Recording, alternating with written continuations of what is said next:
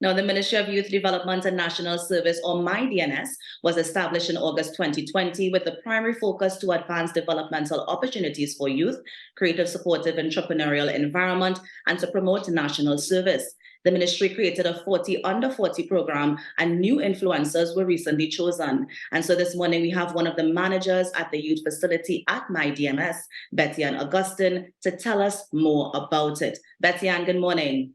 Good morning. How are you this morning? I am quite all right. Nice. So we're jumping right into it. The 40 under 40 program. Tell us about it. Well, this is a program that was designed to assist youth in youth development as part of the ministry's mandate. And it really is a strategy to get young, we like to say young movers and shakers, but young successful entrepreneurs in various fields of work, some of them non-traditional fields, to have an opportunity to speak with students who may not otherwise be able to engage with them one-on-one and be able to learn from them what are some of the pros and the cons of what they do and how they became successful so far. Yeah. Now, one of the things you mentioned, Betty Ann, was that non-traditional kind of sector that some of these influencers come from. So, for Yes. example, it's not just people in academia or people with the normal 9 to 5 jobs. We have people outside of that bracket as well who are chosen. Yes, we have a lot of persons in fashion design. We have sports personalities.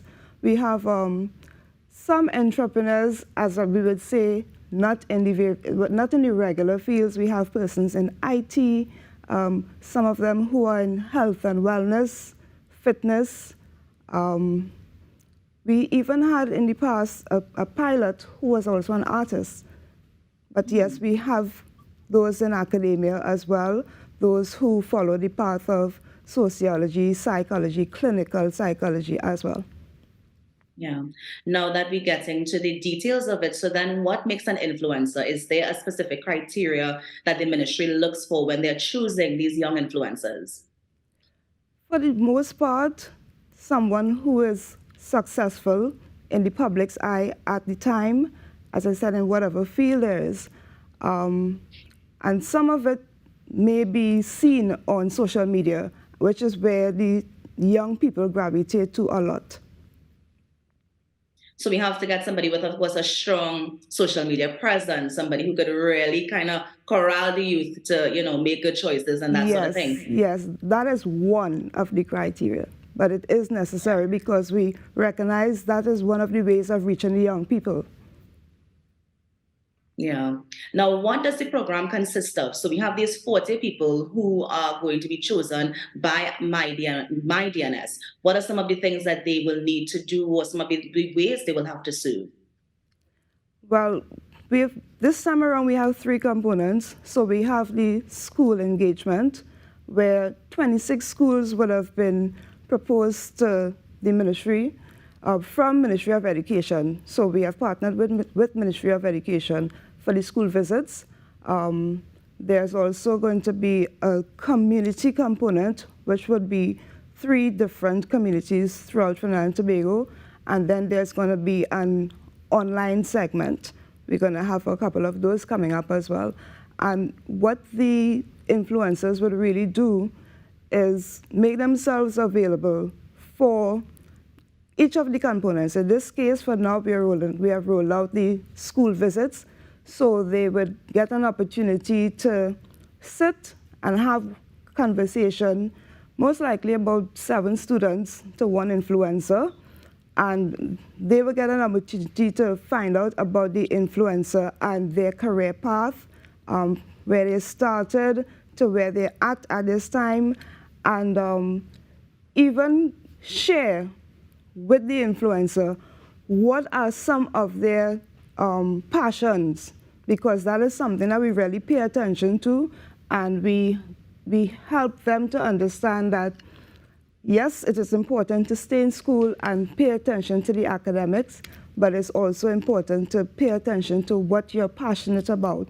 And if you persevere with that, in most instances, you are successful And yes, it is not a straight line, which is another thing we help them to understand, which is what is shared between the influencer and the students. Yeah. Now, in terms of the secondary schools, do you know how many are involved and how were those secondary schools chosen?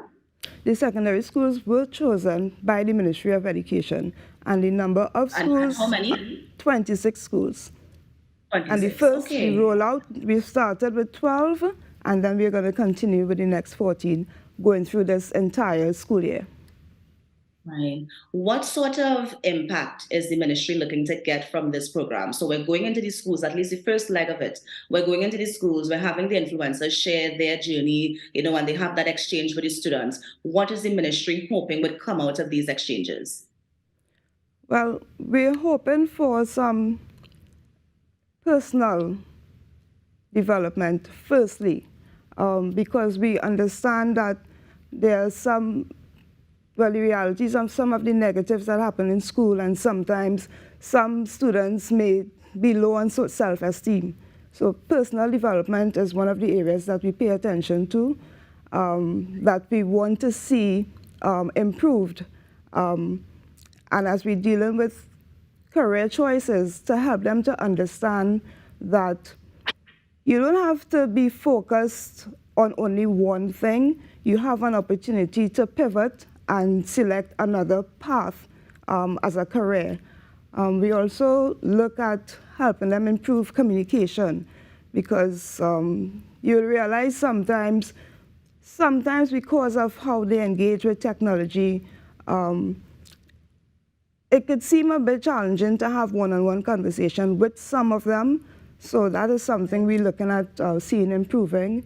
And as we tie it back into career path and career choices, as we would have mentioned, that some of the influencers are from non-traditional fields, to help the young people see themselves as what we say job creators, and not specifically just saying, well, we're going to come out of school and just get a job. So job creators versus just being job seekers. Yeah. And what sort of benefits you think the young influencers can also gain from this? Because we got the perspective of the students and what they can gain, but how do you think this can benefit those young influencers? Well, what some of them are realizing is they have an opportunity to teach that they may not have considered before, just by sharing their journey. And that, for some of them, they're really delighted about. Yeah. And can you share with us some of the influencers, at least the ones who were chosen for this cohort? The list is vast. Off the top 40, yes. Off the top of my head, I could tell you we have Darren Sandy, who is a known spoken word poet and spoken word and etc. etc. Right. And we also have Thaddeus Jardine, who is another spoken word poet. But Thaddy Boom, yes. We have, there's a young man named Jude Mark. He's into fashion design, but he's also tying that into technology. It's really interesting just knowing about him. We have Nyosha Kane Claxton, the Olympian from Special Olympics. We have, still have Andrew Lewis. We have, trying to get some of the names. We have Ainka, of course. We have Ainka, of course. We have Christian Luco. We have Tanil Clark, who is a publicist. We welcome her back as well. It's a very... All right. So Bethlehem, as you mentioned that, so you said that you are welcoming her back. I believe there's another name that you call and you welcome them back again, so they can serve a second time. Because of their age. They must be under 40. Yes. Right. So because they served before, and they were still interested in continuing. So it wasn't that we just said they're going to continue. We asked them about their interest, and they were interested. Yeah.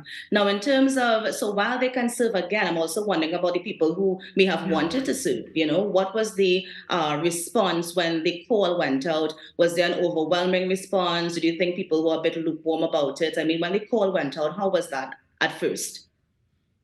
For us, it was overwhelming because there was roughly 135 persons that would have submitted applications. Right. 135. Okay. Yes. So then what would have made this 40 so special? So you had over 100 people applying. We had 40 people chosen. We had people who served already who are coming back to serve again. So how were they, or why were they considered the cream of the crop in that aspect? Well, in this instance, we decided to choose more than 40. Ah, okay. Yes, So how we many did. are there? So we went on to choose 70 in total. Oh, wow. Okay. Yes. Okay. Yeah, yeah. Because That is the kind of response you got. Yes, because when you look at the biographies of some of these applicants, you just can't figure out how do you not include some of them. Mm-hmm. Yes. Yeah, yeah, yeah. And so is there a certain period when the ministry issues the call, and then how long do these influencers serve for? Is it a yearly thing? Well, for this ministry, this will be the first installment of 40 under 40. So, yes, because it was previously under Ministry of Sport and Youth Affairs where it was Because introduced. I was about to ask, I felt like I know some people who used to be 40 Yes. under 40. So this is Yes. the first year for this particular ministry. Okay. Yes, Okay. yes. Yeah. So in this instance, it's being rolled out for the entire school year, right up Entire until school June. year. So at the end of September is when that's going to end, and then another call will be issued for another 40, or how many other you can fit in the second one. Officially, yes. Okay, great. So, I mean, I know there are some people who are listening who may want to, participate in the program. And so when the call goes out, is there a website address, an email, any social media handles you can share? At the moment, I'm not able to share the handles, but yes, it does go out via social media, and there is a form that they're required to complete online, which will capture all the relevant information of their name, age, address, all of the social media handles that they also follow. MYDNS TT. Right. Is it on MyDNS? Well, MyDNS TT, yes, is the main one. Right, The main one. Okay. And in terms of these people's, sorry, go ahead. Mm-hmm. I was going to say, but specifically for the submission, that Yes. is the one that I didn't give. Right. Okay, sure. Because that is closed for now until Yes. it reopens again. Right. Yes. Understood. And in terms of the influencers who's serving, just to understand, this is a volunteer kind of thing. So no payment. Or This anything is like that, right? volunteer. It is totally voluntary, and it is considered national service as we're under the Ministry of Youth Development and National Service. Yeah. Upon the completion of this, are they going to get like a certificate or any kind of thing to show, well, I served my country in this capacity? They would have received their tokens at the beginning, along with their instruments, what we call the instrument at the launch. So it would have happened from us recognizing that they're willing to serve, and not necessarily at the end. Yes. Well, I appreciate you, Betty Ann, and I appreciate the ministry taking up the mantle to continue the 40 under 40 program. Never knew it was under Ministry of Sports, but of course we have a youth ministry now, a very vibrant one as well. So of course, thank you so much for, rolling out the program. I know people will be looking forward to the new release or the new cohort when that comes out sometime after September. So thank you so much and congratulations on all the good work that you're doing. Thank you for having me. Have a good one. Same to you. And that was Ms. Betty Ann Augustine, a youth facility manager at the Ministry of Youth Development and National Service, just sharing some information about the 40 under 40 program, or should I say the 70 under 40 program, because as she mentioned, they have extended the cohort. Here at the Now Morning Show, we're going to take a break and be right back. Stay with us.